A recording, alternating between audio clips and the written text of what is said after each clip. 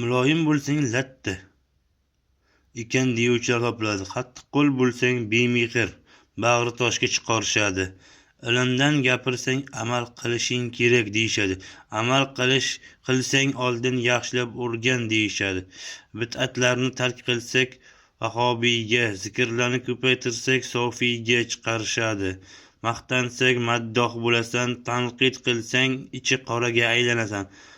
Haqni gapirsang o'rinmas deyishadi. Indamasang qo'rqoqqa chiqarishadi. Boy bo'lsang haromdan topgan, kambag'al bo'lsang tankasi bo'lasan.